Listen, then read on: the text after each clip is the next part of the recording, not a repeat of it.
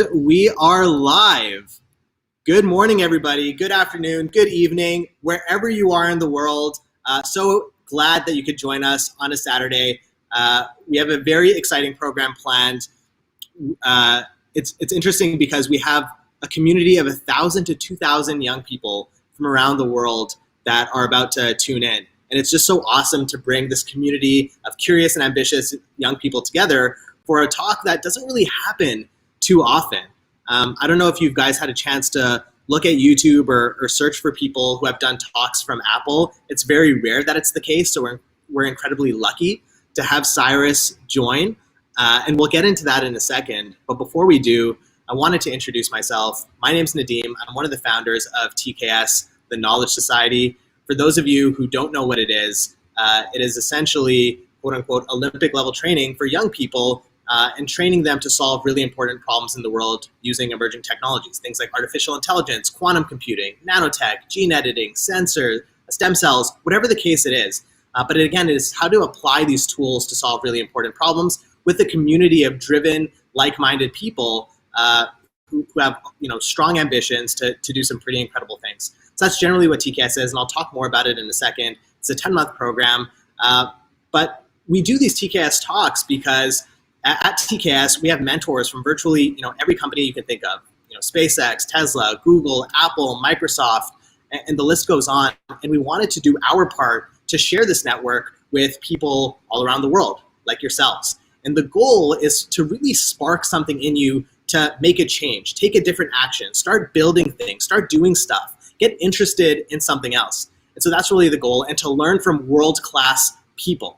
And some of the people who are at the top of their fields. And so that's really the intention behind TKS Talks, and that's who we are as TKS. If you are interested in something like this, in a program, in a community to help push you forward, I have an exciting announcement for you. Applications for TKS are actually open as of today, this morning. So I would encourage you, if you do enjoy this talk, if you have heard of TKS, check out tks.world. And if you do want to apply, the link is there. But if not, really hope you enjoy the talk. Before we get into Cyrus, I wanted to highlight a young person who's been doing something pretty incredible. So Mayank is a student that joined TKS, I think at 15, 16 years old, didn't really know how to code, just a curious young person called brain-computer interfaces. You might have heard of this term. It's a new technology that Elon Musk is actually trying to implement with his company called Neuralink. And it's pretty much, how do we use signals from our brain to control devices, or how do we use other devices to help augment our brain? So to improve memory and things like that. And so he started working on brain-computer interfaces. He's now a TKS alumni. He's working with a company in Switzerland, again, 18, 19 years old, doing some really incredible things. So wanted to showcase him and what he's working on to really inspire you guys that you can actually do stuff today. And it also ties in really well with Cyrus's talk about human interface design, because brain-computer interfaces is going to be a completely different interface that's going to come to us very quickly in the next 3 to 5 years. So let's kick it off with Mayank's video, and then we will get into Cyrus's talk. Hi, I'm Mayank, and I'm working with brain-computer interfaces. These are devices that can measure your brain activity. So you can use them to record your mental state or even control devices. So the one that I'm working with is called EEG, and it measures the electrical field produced by neurons in your head when they fire. For the last 6 months, I've been working with this company in Switzerland called Irani Technologies, and we've been developing these true wireless earbuds that can measure brain activity from within your ear. So I've been responsible for creating the circuits for that earbud and also creating demo cases to show off the technology. So I've been creating brain-controlled video games and also IoT setups that respond to your mental state. So we have this one demo room where we have lights, a cherry blossom animation, and also music that all respond to how you're feeling in a given moment. And last month, I even got to fly out to Switzerland for a company retreat. And it was a really great experience because I got to meet everyone from the company, and I also got to explore the country. And I wouldn't have had any of these opportunities if it wasn't for TKS. Before, I didn't even know what brain-computer interfaces were. I was exposed to the technology during the program, and that's how I developed my passion for it. And I wouldn't have even thought of interning at companies, especially international companies, and I wouldn't have gotten these jobs. The way that I got this job was by reaching out to the co-founder because I wanted to learn more about the technology that the company was developing. And at the end of the meeting, she offered me a job I wasn't even expecting. And if I didn't learn the skill of networking and reaching out to people in the industry for knowledge, I never would have even set up that meeting in the first place. And I also got to learn to speak at a very young age, which is how I got a lot of speaking opportunities, which also helped me expand my network.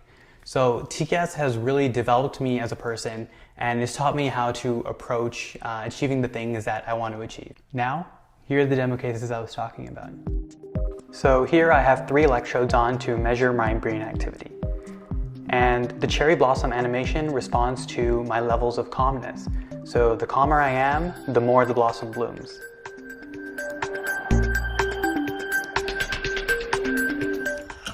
For this demo, you can tell when I'm trying to activate this person's ability by when I have a yellow glowing box around me. So basically, this player has the ability to scan the area and highlight interesting objects in yellow. So that's now been linked to your mental state. So when you calm down, as one would to analyze an area, that's when she activates her ability, and then you can use it to gain an advantage in the game.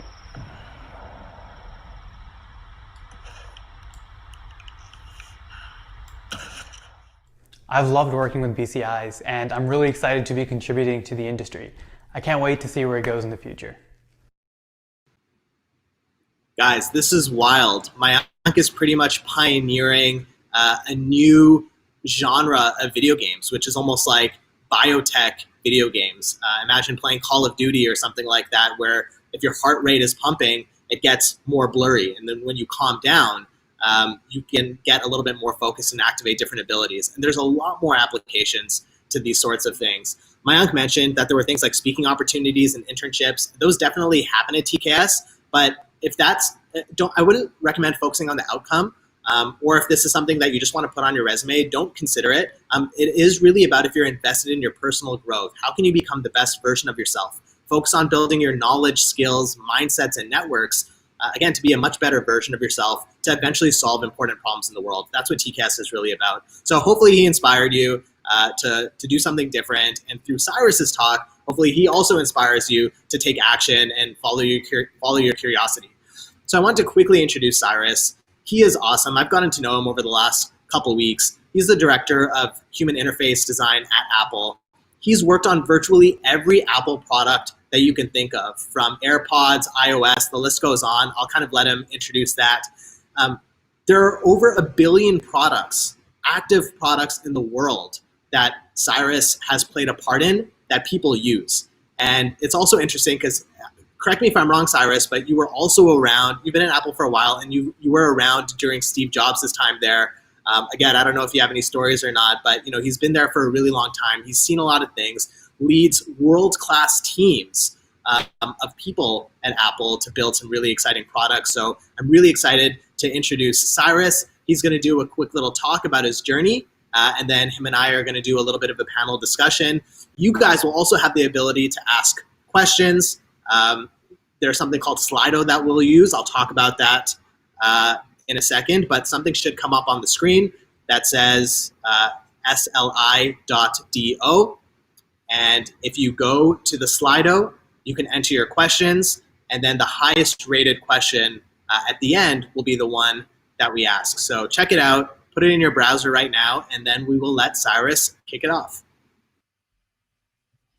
Thank you, Nadeem. Hi, everybody. As you said earlier, it's good morning, afternoon, evening, at some point in a Saturday.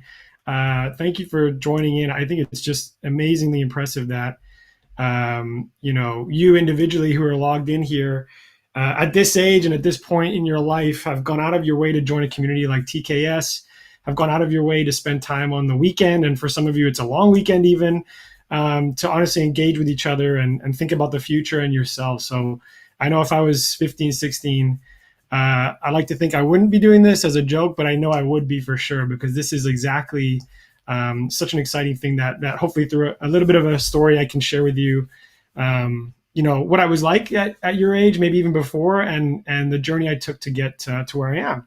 So before we go into questions with Nadeem, I'll stumble through a few pictures and a bit of context again about who I am personally before we talk about other things.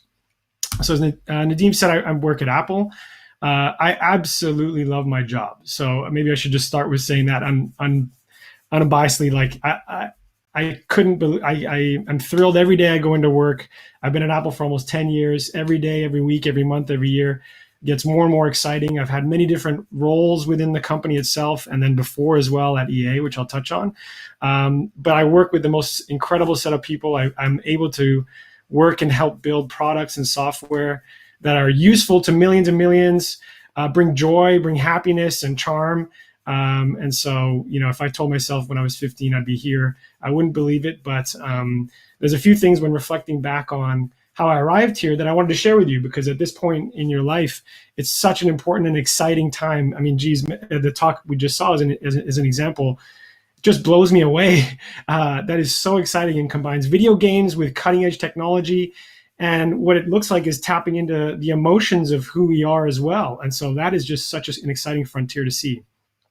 So reflecting back on a few things, the biggest message I wanted to really provide you guys, I think this is valuable, but I really believe that how I've arrived at a place where I've got a fulfilling career, I love what I do, is that I trusted my interests, my hobbies, my passions, and combined with skills that either were innate and I had or had clues of when I was younger, or that I learned through education and a lot of hard work.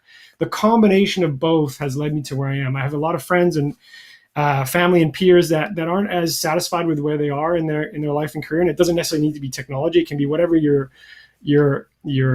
heart sets you on. But I do believe that those that have followed both their passions and not kind of compartmentalize who they are outside of work or school are the most successful and are the most happy. So I'll show you a few examples of what that means for me and how I kind of connected a few dots. So start with me as someone young and as a child in England, and then who I am today. There's a few examples that stand out. I'm sure there's more, but these are the big ones. Tennis, games, art, technology, and audio really have been a common thread and key points that have connected throughout my life. So in England in 1980s, this isn't exactly my living room, but it wouldn't be far off.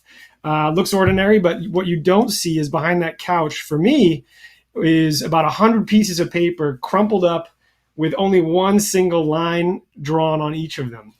Why did I do that? I'm not really sure. I don't remember, but my mom tells me that the only thing she observed was that, one, she was annoyed. That was a lot of paper to waste. But two, that clearly I was a perfectionist at some level. And whatever I was trying to achieve was not good enough to myself. So I restarted. I love tennis when I was young too, not only because I looked like Pete Sampras and aspired to have eyebrows like his, but my father and family loved it.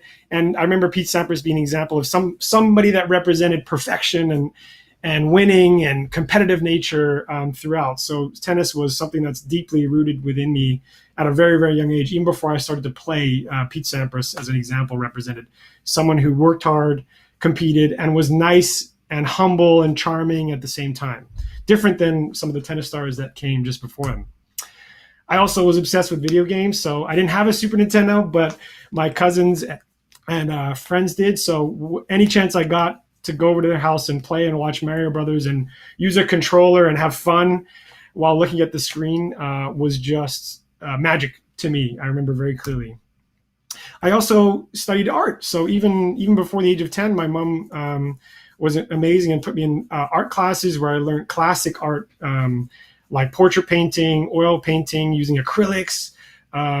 This was I didn't study music ever, but art was my example of learning something that was very classical in a sense, especially in England. That was very common, and something that I kept and stuck with me throughout my life. The cool thing is how I applied some of those classic techniques to things that I was interested in. Are examples like this. So this is a comic book character. So I loved comic books as well as video games and film and other things. But the neat thing about this picture is I remember clearly the first time I did this in oils. And so where traditionally you could use crayon or marker or pen to achieve this same picture way quicker than using oils, what I had learned in classical training applied to things that I thought were cool and interesting. My teacher, I remember saying, like, why did you do that? Like, this is so bizarre. Like, what a weird combination. But clearly thinking back, that was me being honest with myself and kind of applying skill to interest as an example. What is this? Many of you may not have even know what this is or seen it in your high school, but this is a drafting table. One of the electives that I volunteered for in high school is something called drafting, and it was in the basement of the high school. Went downstairs, there were about a dozen of these tables. Had no idea what it was, but man, did I luck out, because all it required you to do is sit down with a piece of paper and a pencil and draw very straight lines over and over and over and over again to create architectural drawings for buildings or vehicles or airplanes and other things. And I remember most people hated it, but I would sit at that table for hours and hours and hours and hours. Obviously cluing into the fact that that was something I could really concentrate on and found very satisfying. As video games evolved, so did I. Obviously the 64 was there, so I was right alongside there playing GoldenEye and Mario Kart. And then, very funny enough, when I was not far off your age, in high school, we were introduced to physics. And so while math wasn't necessarily my strong suit or something I really loved to do, physics was tough. But then going through the textbook, a problem was on the page with a yellow ball. I was like, wait a minute, that looks like a tennis ball. It is a tennis ball. What on earth does physics have to do with tennis? And so what I learned was actually the things that were intuitive to tennis, like spin, material, bounce of a ball, surface like grass versus clay. Physics could explain all of that. And so I was in love. This was really the bug and the thing that bit me that said, okay, cool. If I can learn how to apply math and science and physics to things that I love, I've really got a great overlap there too. So this was kind of something that really stood out and was kind of funny looking back. So where that led me for university was into the engineering program. So even though I loved art and other areas, my dad, my uncles were engineers. So that was a big influence on who I was. So I enrolled in engineering at UBC. And one of my first year projects, you guessed it, was building a tennis ball machine. So I couldn't help myself, again, with another example of taking something practical that I love, an interest I have and a love I have, using it in the context of my school and work, as we'll see later on, just made me so happy and made the work more enjoyable. And I did great at it too. So here was a cool kind of ball machine with springs and levers and that kind of stuff that didn't work very well, but it was fun to try and recreate something that was electronic anyways. Also, this was the year where I got a student loan, which was supposed to be used for books and food and rent and that kind of stuff. But I spent every single penny on this laptop, the MacBook G4, which was very expensive at the time. I didn't tell my parents. I didn't tell my friends. Kind of embarrassed, kind of like a little bit of a secret. But I just fell in love with this product. This is before the iPhone, don't forget, where Apple was making exceptional laptops in this case. And I just used that thing for all day, every day. It was my baby. I bought the case, I bought the insurance, and I was just so blown away at how mostly the software and the hardware work so well together. But clearly this was made by a set of people who were fun as well as very meticulous, very in love with what they had created. Compared to everything else, every other type of computer, this was 10 times better. So clearly I became a fan of Apple very quickly after buying this. Here's a book I never want to see again in my life. So about third year, had to take thermodynamics. I was doing okay in engineering. I could get through, but I failed this class miserably. And unfortunately, this class was a prerequisite for so many other classes needed for my other years to finish engineering that I had to take another year in engineering. So I was crushed. I was defeated. I was embarrassed. I was upset at myself, and again, kind of hid this from my family a little bit just out of embarrassment. But at this point, thought, forget engineering. I give up. I'm not good at it. Everybody's better than me at it. I'm very competitive. Why don't I go back and give art school a try? So in Vancouver, there's a local, an amazing university, Emily Carr, and I went and lined up for a portfolio day, which is a day where students who are 17 or any age line up, show your portfolio of work to a recruiter there or an instructor. They say, hey, do you have it or not? And then enroll in the program. I showed my portfolio to someone. She said, hey, it's pretty good, but it's not great. It's not good enough to enroll. But I saw in your application, it says you study engineering at UBC as well. Why don't you go talk to the head of industrial design? And I was like, what does industrial design mean? That doesn't sound very exciting. Not what I asked for. But quickly learned by taking a summer class in industrial design that it was the perfect overlap for me of both artistic application and being creative, as well as technical and needing really sound physical understanding of how things are built. So projects like, and challenges that were posed to me, like build a chair out of cardboard with only scissors, no glue, no adhesive or anything.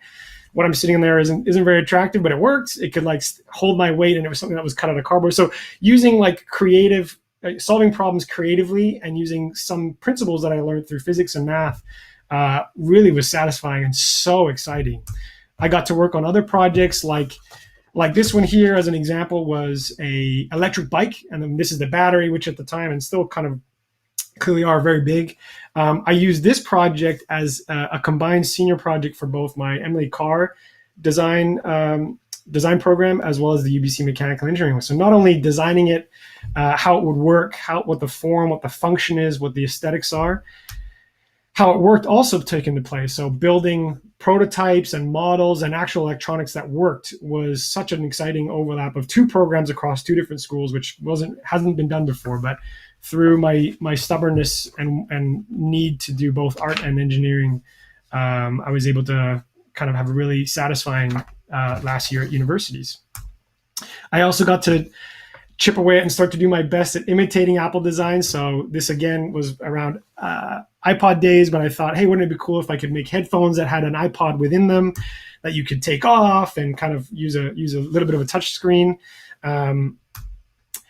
This also influenced other projects I worked on in school, like this energy meter, which when you plugged into the wall, not only told you through light whether you're using a lot or a little electricity, but actually told you how much money you were spending. So solving a problem from a human standpoint, which we thought was really smart, which was like in dollars and cents versus kilowatts per hour, and putting it into something that was attractive and fun to use. I also built it. So again, reinforcing that the skills I was learning in engineering were entirely applicable, because not only did I care about what it looked like, how it behaved, what the human interaction was, but how it worked and how you built it was also something I had to learn.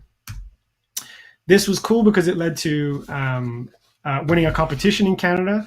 And at that competition, I sat next to a recruiter at the dinner, and she worked at EA, so Electronic Arts. And this was my senior year, don't forget. I didn't have a job. I didn't know what I was going to do after school.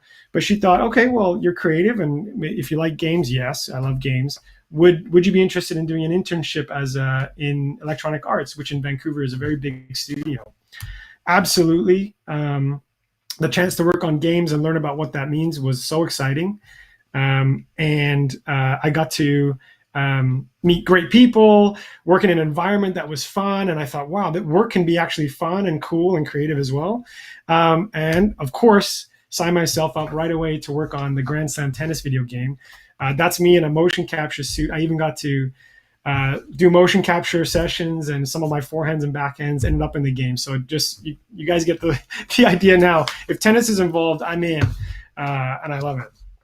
I got to meet some of my heroes, like Venus here, and work with people like John McEnroe. And along the way, wasn't exactly using any of my industrial design or mechanical engineering, but was learning new things. In this case, I was doing audio producing and audio commentary recording. So obviously nothing that I had studied in school, but through the combination of having a technical ability combined with putting myself in a company and in an environment like video games that I loved and was really meant something to me, led me to learn new things, meet new people that mattered to me. So very lucky.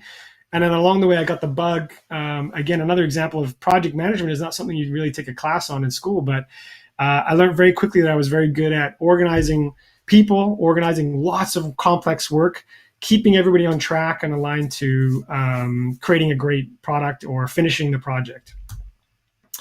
Around this time too, TED and TEDx was becoming very, very popular, and they had these independent, organized and still do, events around each city. Myself and a few friends signed up to kind of run one of these things.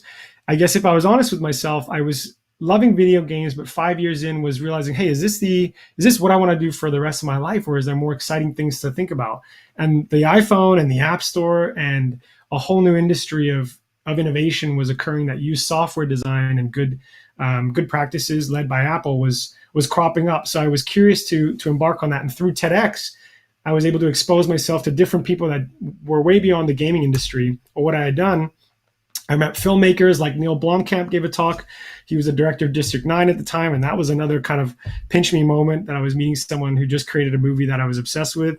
And so this was really exciting because it gave me a bit of confidence to say, okay, what else is there outside of Vancouver and what I know today? And that obviously led to Silicon Valley being the heart of technology and San Francisco being the place where there was so much excitement with startups as well as big established companies. I was lucky enough and ambitious enough and kind of crazy enough to apply at Apple, work my butt off to kind of get through that front door and make it through the interviews, and got my first job there. And this was the first week I moved to San Francisco in 2010 and stumbled across an ad for the iPad, which, if you can notice in between, was highlighting the TED app. So I thought, geez, this is a good sign that I've probably made the right choice, where a combination of everything I loved is kind of encapsulated in one place. So I remember that as a funny picture. And reinforcing again over the last 10 years, where I was as excited day one as I am today. I've got to work on many things. I got to hone as a producer and a project manager, a real deep understanding of how to organize work, organize people, make sure we ship things within the right time and budget constraints to a really high level of quality. I've been able to work and manage and build teams. Here's a group that I loved on my side that dressed up as me for Halloween, including the Elvis wigs, which is kind of cool. And then, just reinforcing that I work with just an amazing set of people that I believe in one way or another have followed a similar path, where they didn't ignore who they were personally, who their culture was, where they came from, what interests them, when thinking about skills to learn and where they should continue to pursue education. So I think, again, in a nutshell, the one thing hopefully this shows you is through the lens of what I've gone through. You guys all have your own story. You're right in the middle of such an important point in your life. You've got so many things before. You've got so many interests. What websites do you check, or what blogs or what feeds do you check every morning when you wake up? Even if it may not seem so professional, it doesn't matter. It's something you love and really connects with you. And at the same time, along with what you're studying now and what you're going to decide to spend your time on, and ultimately education moving forward and where you're going to be spending your time, those are skills that you need to learn. And I think no matter how disparate they may seem, there's always going to be a connection between both if you're honest about both. I don't think you can do one without the other. Following your passion and what you really love to do every day without learning or getting better or working hard may not lead somewhere. And likewise, if you just focus on skills or education on what traditionally seem like makes sense or would be great, without combining it with who you are, also won't be successful. You may not be as happy. So maybe that's a good setup for Nadine's and I conversation. Thank you. Yeah, so awesome story. Hopefully people extracted some lessons from it, empathized and related to where you were going through a point where they didn't exactly know what they wanted to do, but trusting the process and trusting life to kind of help figure that out. So we're going to talk about some of those pieces and advice to young people and what do you look for when you're hiring and the skills they need to build and all that stuff. But I wanted to start off with human interface design specifically. So what is human interface design, and why does Apple need a director of it to manage other really smart people to help build awesome products? Well, human interface design it is a vertical underneath the broader design umbrella. And human interface really is, as described, like the interaction that human beings have with objects and with technology. And it's a term that's been used throughout computer science, especially more academically, and it still matters and means a lot today because it reinforces the fact that we're making products, we're making software, we're making objects for human beings. In industrial design, using a chair as an example, humans can sit on the floor. We can do that, but it hurts after a period of time. But coming up with an object or creating an object like a chair makes it more comfortable for a human being. They can sit there longer, they can recline, they can relax. All of these things come out of someone deciding and making decisions about the object with the thought of a human being in mind. And so taking that from objects to where we are today, working on cutting edge technology, that still applies. if you're using software, if human beings, if they pick up something, it has to be familiar, it has to be understandable.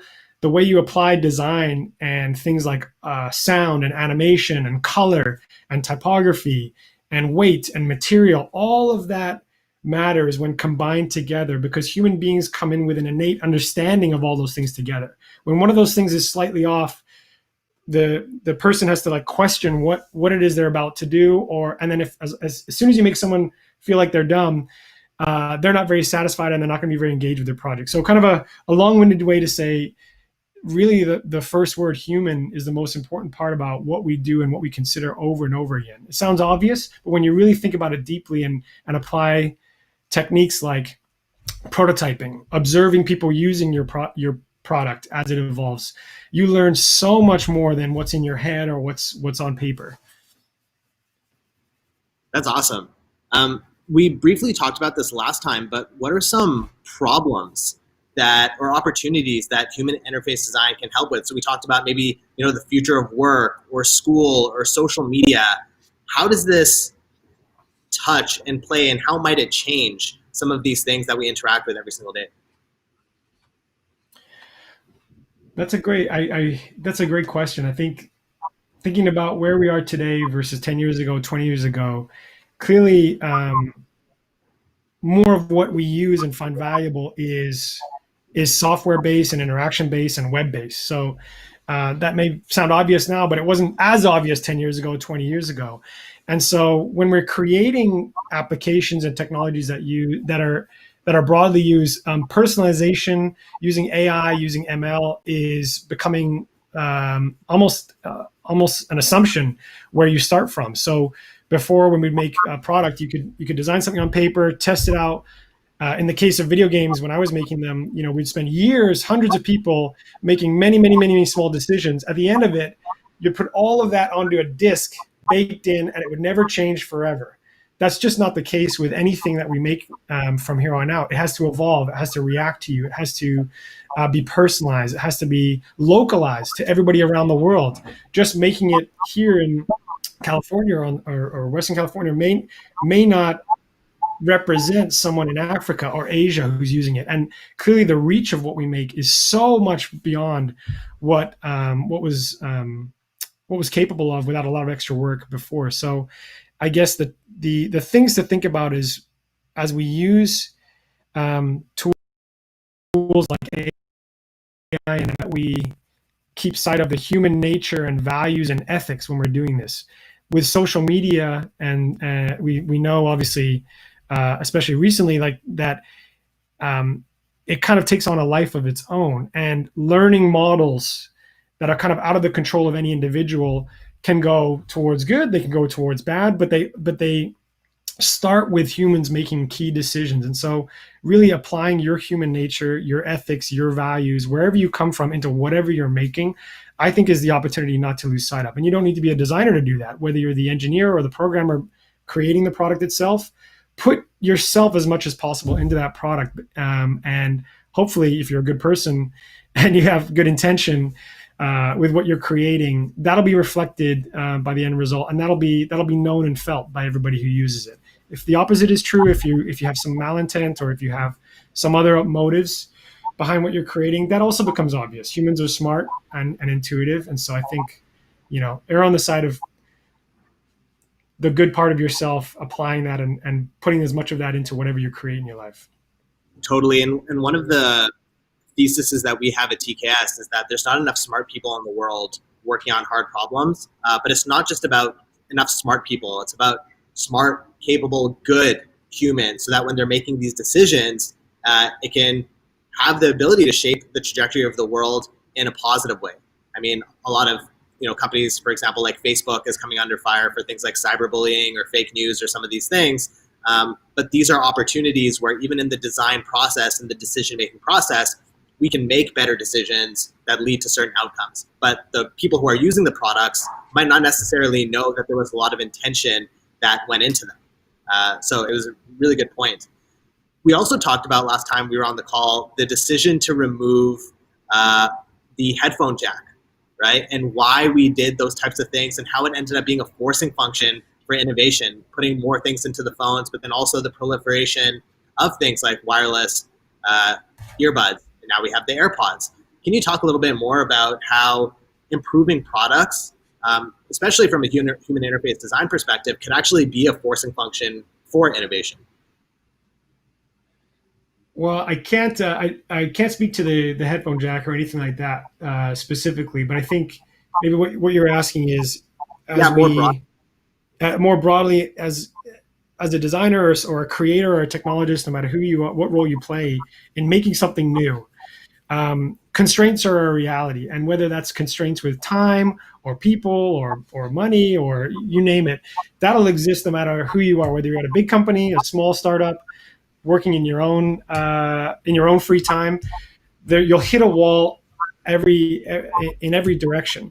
The important thing is to not look at those constraints as necessarily bad. They may be frustrating and they may be unique to you, and you may have not have faced them before. So it may be kind of exciting to try for the first time. But knowing that constraints exist for everybody and everything you've used or everything that has been made before has usually had to face with constraints. Trying to treat them head on positively is something that takes time to learn, and I think and constraints are good. I mean, if you were left with too much time or too much space, you'll just keep on iterating forever and ever and ever and ever. Making something, within a certain time frame, launching it, learning from the way people use it, iteration on that is really important and so fundamental. Usually, some of the best things we love to use, personally, I love to use, or products I really admire that have had nothing to do with like Rolex watches or Porsche cars that are just timeless. They're in their 100th iteration, 1000th iteration, and so many hands have put their place on it. But small incremental changes to products are the types of things that I really admire, because so much care has been put into each step of the way versus waiting for the perfect version of any one thing. So I think constraints are frustrating, but embrace them. Know that everything that you love has had to face some constraint in one way or another. Awesome. Yeah, it's just about problem solving and figuring out how to get around those things. I know you guys saw at the screen, there was the Slido questions, so we're getting some really good questions coming in. But if you do have an opportunity, write your questions down. We're going to get to them in a second. Cyrus, I wanted to switch gears a little bit for a second here and talk about more of the human aspect of things. So a lot of these young people want advice and thinking about their direction and what they'll on and quality skills, characteristics they should train right now. A lot of these young people even dream of getting a job at companies like Apple.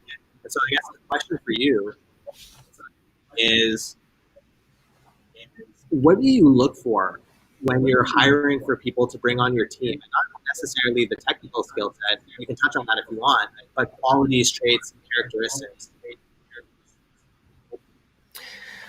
Oh, that's a great question. So I think,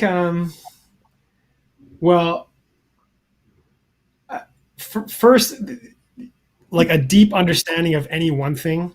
So going back to the inherent skills. So I'll touch on both. I'm looking for passion, which is aligned with interest. Like, is this person at their core really aligned and really going to be excited by what we are going to build together? That's the passion side. But the inherent skills or the skill set is equally as important. So you need someone to make sure they can join your team, join your group, and be an expert on any one thing. It doesn't mean you have to be an expert on many, many things, but there's got to be one thing that stands out that you're particularly good at. In my case, what I tried to pick up on and highlight there is, even though I love design, I've had experience and education creating things myself directly, building things, coding things myself. I don't do any of that in my current job. I haven't done that for a long time. That's okay, because I found that my skill was project management. So organizing the work and being really, really proficient, becoming very, very good at that, and leading people and leading large groups is something that clearly stood out for me, and I've leaned on over and over again in my career, alongside being passionate and aware and skillful in many other areas. Some vertical in one is what I'm always looking for. It could be project management, could be programming, could be graphic design, could be an audio design, could be these are all related to kind of teams and projects I work on now, but the skill and a vertical and a deep expertise and knowledge of one area is really important. And then aligned with a passion and a real authentic understanding of what we're trying to do. It sounds cliche, but the advice you always probably get from your parents is like, look up the mission statement of the company and make sure you say the mission statement. That you don't want to do that because that sounds too obvious, but what that means is you're going to apply to work at a company and work on projects with these people. And you should assume that they have decided to do the same thing. And so they're in love with what they do. So it's almost like going on a date. You want to make sure that you're flattering the person you're on a date with. So it's not just reciting what the mission statement is, but if you really do believe in the products that are created by the people you're wanting to work with, say it, show it, give examples, make it personal. I think make it real. Go back to when you were a child and give an anecdote like I tried to do with what this means to you at a personal level. I think that'll stand out as well. So kind of like a passion and a skill seems to be the two things. And then experience is just, it just depends how much experience you have. You could be early in your career. Both those things are important. You could be 30 years in your career. Passion and a deep expertise of one thing also equally matter. So experience is just a date on a timeline. But I think those two things stand out more. That's awesome to hear you say that, because at TKS we talk about something called building your team, which is how can you get a knowledge with a depth of expertise. And exactly. What I find is a lot of young people are focusing just on that breadth, doing a lot of things, but not really putting a lot of time into it. Whereas how can you actually go deep into a particular thing, develop a better understanding about it than most other people? And I have my personal opinions about this question, but I think it's a good time to get into one of the audience questions. And one of the audience questions was from Gabrielle, and she said, what would be your advice to those who have not found their passions yet? So, I mean, there were things that you were interested in, but you don't necessarily know you're passionate about it. And how would you go about developing that, in your opinion? Yeah. I should say, I mean, even when I was able to stitch together these dots that I showed you guys with tennis and games only after the fact. So when I was 15 or 16, I was asking the same question. How do I know what I love? How do I know what I want to do? As I mentioned, I did engineering because my family kind of did. I didn't know that. That didn't turn out to be the right choice for me professionally. I don't do anything mechanically engineering today, but I think maybe some questions to ask yourself or clues or an exercise are, when you wake up and check your news feeds, what are the topics you check? Or when like interest, or whether it's film or whatever, the genres you pick, they may be like subconscious to you, or the things you try to follow. Maybe it's technology, maybe it's fashion, maybe it's medicine, maybe it's health, maybe it's aerospace, or you've always been fascinated with dinosaurs and archaeology. You probably have a few of those geeky things sitting within you that either your parents remind you about every once in a while, or you haven't touched in a while. It could be music. Those are what I'm talking about. There are some things that you don't have to consistently worry about all the time, but there are some things that you feel like you know a little bit more than your brothers or sisters, a little bit more about than your friends. And so checking or reflecting on what you look at every day on your phone is one step. If you're still not able to see anything that stands out there, that's okay too. I think try to sign up for something that is out of the ordinary. Like you saw, myself and my friends signed up to do the TEDx conferences. We had no idea how to run a conference or what that meant, but we knew enough to realize that what we were sharing with each other were these short TED videos. And we're like, wow, isn't this cool? Like the fact that we can learn about so many other topics within 15 minutes is just a neat idea. Let's do a bit of searching here. Like, how can I get involved? And luckily for everybody on this call, TKS is a great example of you going out of your way to try and stretch your imagination and do something extraordinary. So this is the right step. And there could be something beyond this that you should just put your hand up to sign up for. If you haven't found it already, keep being bold and sign up for random classes and random programs and meet new people and be aware and in tune with what stands out as something that really like makes you happy or you go to bed thinking about.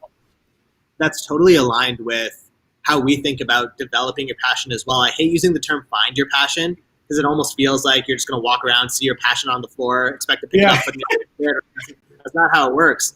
We use the term develop your passion, which is almost like developing your best friend. You might meet someone at first, not even like them, but you go through some laughs, cries, maybe climb a mountain together, and 2 years later you wake up and you're like, I think you're my best friend. And so it's almost like, how can you find something that you're interested enough in and spend time with it, work through it, know something about it that most other people don't, go through some sort of struggle or challenge, and then I think passion can potentially be developed. For another Q&A from the audience, because I think it just naturally flows in, we were going to do it after the hot seat, but another question was, what was your biggest professional failure and what did you learn? And this is from Justin Ranier. Hope I pronounced that right. I really do think it was the example I highlighted in some of the slides earlier. It was failing that class in university, thermodynamics specifically. I failed at many things before and after, but that one was big because I realized nobody else around me failed it, number one, so I felt very alone and isolated and embarrassed. I was hit even more because it required me to take an extra year of school, which was, obviously pretty significant. And however, what I decided to do at that point really surprised me the most, which was like leave it entirely. Like I was ready to drop engineering and deal with all those consequences if I had made it into art school. And so it was kind of like a leap of faith. And I got so angry at myself that I could have done something very dramatic that would have been harmful, but I still took a leap.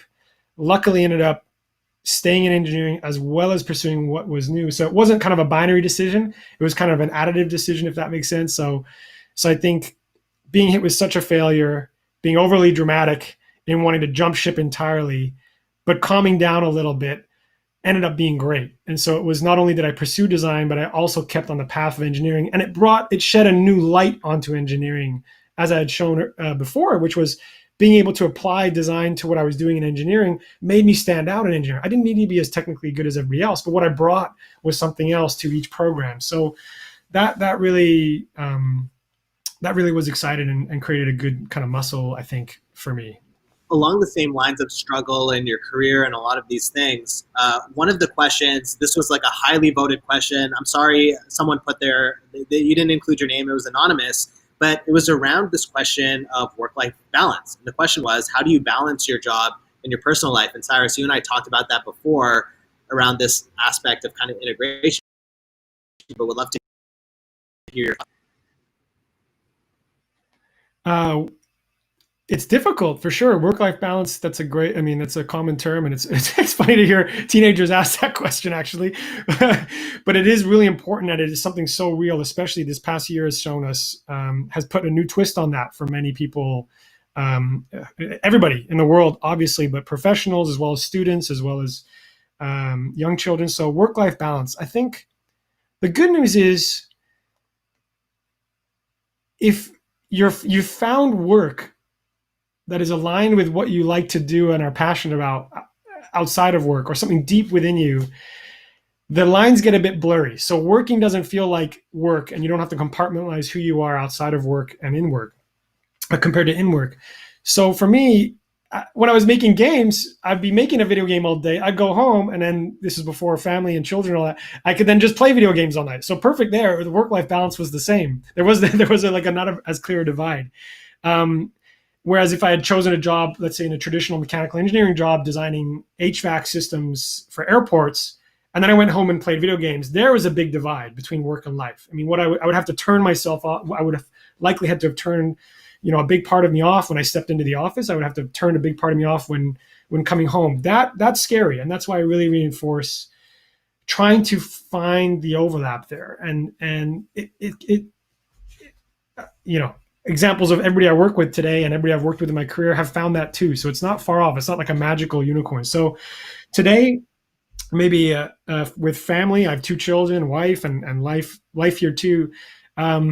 It's harder for sure, but I think it's something that is not unique to me, but it's such a pressing question across all of all of our industry and for professionals everywhere. But technology helps with that. The tools that we have and use allow us to be a bit more fluid and being able to work remote, being able to be engaged with your family and things that the children and their education while you're at work too. So there's a blend there that technology has enabled. But I think if you found something that you're passionate about and managed to spend 8 hours a day on it, you'll be pretty happy with both your life and your work. Well, it's funny because a lot of people talk about should you work to live or live to work, right? And I actually think both of those options are just not the right options. It's just how can you live? Just live. This is life, right? And how we spend our time and our days and all that stuff and work is a big part of that. And so to your point, it's how can we get this integration as much as possible? And a lot of young people might not think that these jobs might exist for them, right? Back in the day, people were playing video games and streaming and they didn't know they could make a career out of it. And now they can, right? And so there are a lot of really interesting things that in ways that you can create a career. And I think as long as people keep their eyes open and peeled and open to these ideas, hopefully more and more people can find a career or a path where it's integrating their passions and interests with what they do every single day. And on that note, Cyrus, before we get into the rapid fire fun questions, just wanted to ask you your final thoughts on, if you had to imagine your 15 or 16-year-old self lived in this world today, what advice would you give them?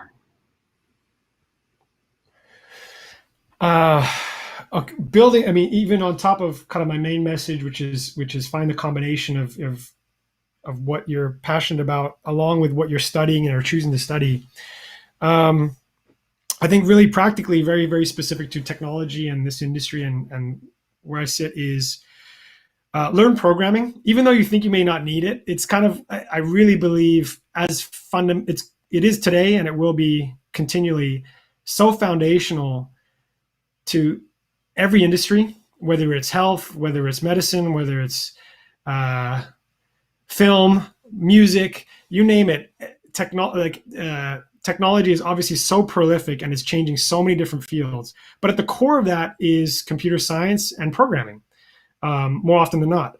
And I learned a bit of that earlier through school and engineering, and that's paid off so much for me. But where I see younger designers, new people coming into career, they use programming not as like a skill that they learn, but just as another tool. They can draw, they can program, they can present, they can do all of that. It's just another tool in the toolkit. It's not a different profession that you have to choose to do for your vocation only. So just like you would learn another language to travel abroad, like Nadim's trying to learn Spanish, so he has a good Christmas.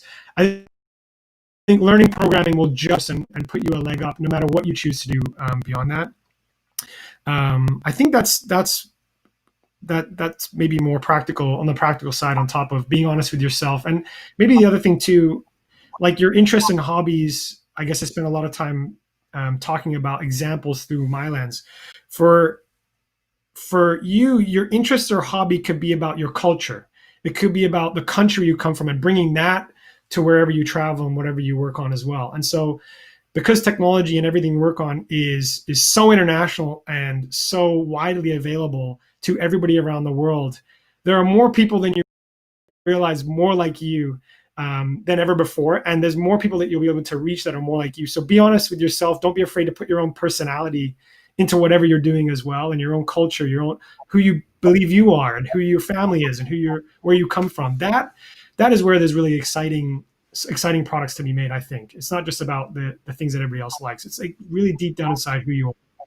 Awesome, Cyrus. And a lot of people, whenever we do these talks, tend to get intimidated because they see someone on the other end of the screen who's super accomplished, leading teams and multi-billion-dollar companies. But I wanted to give us a chance to get to know you as a person. So we're going to put you in the hot seat, do some quick rapid-fire questions, 5-second answers. Don't have to go super deep into it, just whatever comes to your mind. They're normally fun, very silly. You don't have to think about it too much. Are you ready? Okay. The first fun, silly question that you don't need to think about too much is, what is the meaning of life? I'm just kidding. That was a joke. But if you had a time machine, would you rather go to the future or past, and why? Past. What era? Oh, Egyptian era. Nice. What's a gadget or product that you're excited about getting or recently purchased?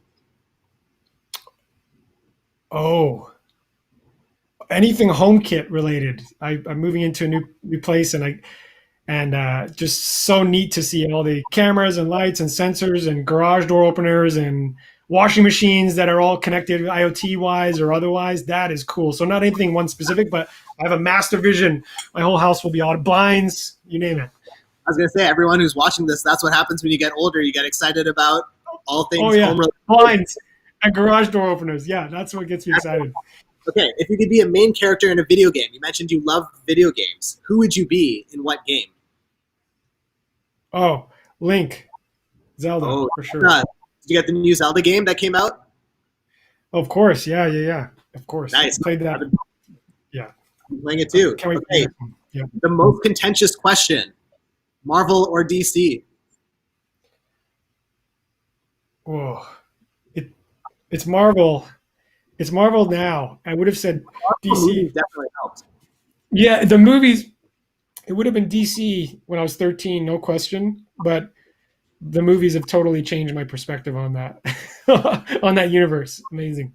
If you could take one thing to a deserted island, what would it be? Oh, headphones and an iPod with all my favorite songs. So your answer is, it's like asking someone, you have 3 wishes, what would you wish for? And you're like, 3 more wishes. Got it. Yeah, yeah. Infinite. the internet, the internet, and DoorDash and a computer. Yeah. The last thing is, what is your favorite app that you currently have on your phone right now? Or one that you use a lot? It's a game. It's Grindstone. It's a game on iOS. I'm sure it's everywhere, but it's a kind of a puzzle game. But I'm addicted. I play that all the time. So it's not very useful, but it's a game. When you want to ruin your productivity, go check it out. Yeah. Everything. Really, really appreciate your time here. I hope the students learned a lot. We'll give you pieces of our feedback, but I wanted to kind of transition away now. Again, really appreciate Cyrus for being on here. But wanted to say this to you again, that if this is a path that you're excited about, learning about emerging technologies, solving hard problems, joining a community of like-minded people, would highly recommend you take a look at TKS. We are global. We are in city-specific places and geographies, but anyone, anywhere can participate. Yes, there is a tuition for the program, but we have virtually unlimited financial aid. So for those of you, we want to make sure that you can participate. So take a look, see if it's the right fit for you. And if it is, looking forward to see you apply. The next TKS talk is going to be on January 23rd with Amy Spidetz, who's the director of delivery engineering at Netflix. She's awesome. And then we're going to do one with Google Brain, one of the lead researchers there who runs Google's sort of AI division. A couple of you signed up for a post-discussion talk or a brain pod where all of us get together and we'll discuss these ideas and have a chance for you to meet other people in the community. Check your email, click the Zoom link. That call is going to start in like 2 minutes. So for those of you, again, who joined the post-talk discussion, we're going to be hopping on that Zoom link soon. Just wanted to end off. Thanks again for everyone coming today. We're going to do more things like this. If you have any questions, hit us up. Find us on our Insta at the K Society. So just at the K Society. Message us on Twitter. Do whatever else you want to do. But thanks again, and we'll see everyone in the post-discussion breakouts. See you, Cyrus. Thanks again. Peace out. Thank you, everyone. Thanks, Steve. Bye.